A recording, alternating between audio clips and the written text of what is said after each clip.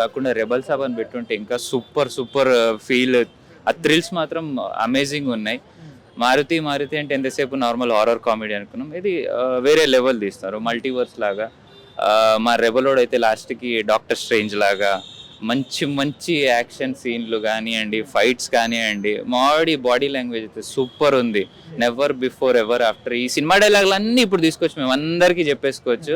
మావాడు నిజంగా pan India కదండి, పాన్ వరల్డ్, పాన్ యూనివర్స్, ఇంకేదన్నా అనుకోవచ్చు. మావాడికి ఏం తక్కువ కాదు, కొంచెం టైం కావాలా, టెక్నీషియన్స్ కావాలా. ఇండస్ట్రీలో చాలా మంది ఉన్నారు, సరిగా యూటిలైజ్ చేసుకోవట్లేదు.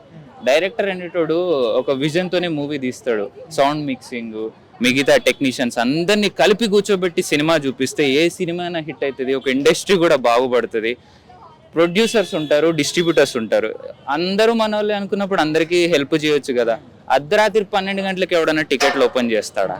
ఒక ఒక ఒక హాఫ్ డే ముందు చేసినా కూడా ఎంతమంది ఫ్యాన్స్ హ్యాపీ అవుతారు. ఫ్యాన్స్ అని ఎవరండి ఫ్యాన్స్ అసలు నాకు అర్థం కాదు. మేము లేకపోతే వీళ్ళు లేరు, బట్ స్టిల్ మేము వాళ్ళని ఎక్కడ పెట్టుకొని చూస్తాం. మాకున్న ఫీలింగ్స్కి, మాకున్న ఎమోషన్స్కి ఎందుకు వీళ్ళు ఎన్కాచ్ చేసుకోవాలా?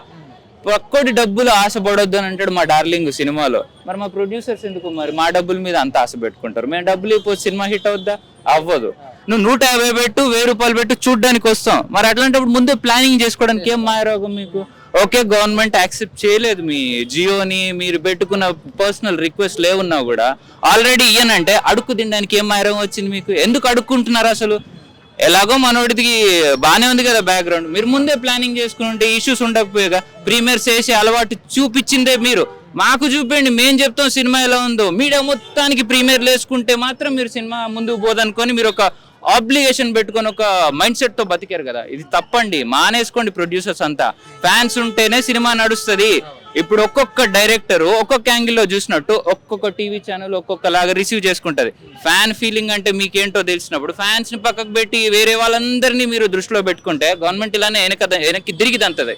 కాబట్టి నాకు ఒక రిక్వెస్ట్, నెక్స్ట్ వచ్చే మూవీస్ అన్నా అది ఏ ప్రొడక్షన్ హౌస్ అయినా కూడా అందరు కలిసి కట్టుగా ఏకదాటిగా ఒక్కటే దగ్గర నించొని ఇండస్ట్రీని ముందు తీసుకుపోండి. మా ఫ్యాన్స్ గోల కూడా మీరు అర్థం చేసుకోండి.